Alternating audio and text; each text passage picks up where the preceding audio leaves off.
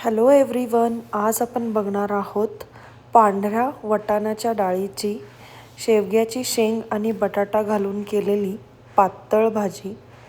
तर ही भाजी बनवण्यासाठी सगळ्यात आधी आपल्याला मिक्सरच्या भांड्यामध्ये टोमॅटो घ्यायचे आहे। एक टोमॅटो घेतला आहे, अर्धा कप भाजलेलं खोबरं घ्यायचं आहे, चवीनुसार हिरवी मिरची, कोथिंबीर, आलं, इथे मी ओली हळद वापरली आहे, थोडंसं जिरं घ्यायचं आहे आणि हे छान वाटून घ्यायचं आहे। पुढे कढईमध्ये तेल घ्यायचं आहे आपल्याला आणि तेलामध्ये जिरं घालायचं आहे, राई घालायची आहे, छान तडतडल्यावर कढीपत्ता घालायचा आहे, सोबत इथे मी लसणाची पेस्ट घातली आहे 1 टीस्पून, छान मस्त हलवून घ्यायचं आहे। आणि हे एकदम छान हलवल्यानंतर त्यामध्ये घालायचं आहे हिंग, सोबत घालायचा आहे बारीक चिरलेला कांदा। इथे मी 2 मीडियम साईजचे कांदे बारीक चिरून घातले आहेत। कांदा मस्त ब्राऊन होईपर्यंत परतून घ्यायचा आहे। आता यामध्ये घालायचे आहे धना जिरा पावडर, हळद, सोबत घालायची आहे काश्मीरी लाल मिरची पावडर,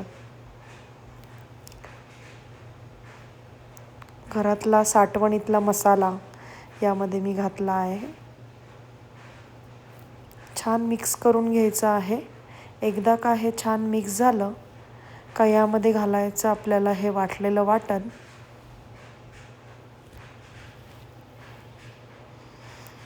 परत मिक्स करायचं आहे प्रॉपर आणि यामध्ये घालायची आहे ही पांढऱ्या वाटाण्याची डाळ भिजवलेली, सोबत शेवग्याच्या शेंगा, बटाटा घातला आहे, साल काढून घ्यायचं आहे बटाट्याचं आणि व्यवस्थित हलवून घ्यायचं आहे सगळं।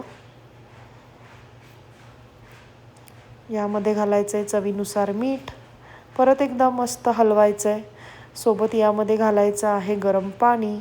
इथे मी 3 कप गरम पाणी घातलं आहे।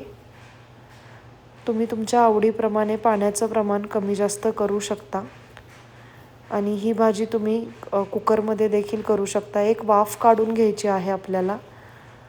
एक वाफ आल्यानंतर बघू शकता यावर आपल्याला झाकण ठेवायचं आहे। एक 5 ते 10 मिनिटासाठी झाकण काढायचं आहे, सोबत घालायची आहे कसुरी मेथी, कोथिंबीर आणि परत एकदा एकजीव करून घ्यायचं आहे सगळं आणि झाकण ठेवायचं आहे यावर पुन्हा एक 15 मिनिटासाठी, 15 ते 20 मिनिटासाठी। बघू शकता आपली भाजी रेडी आहे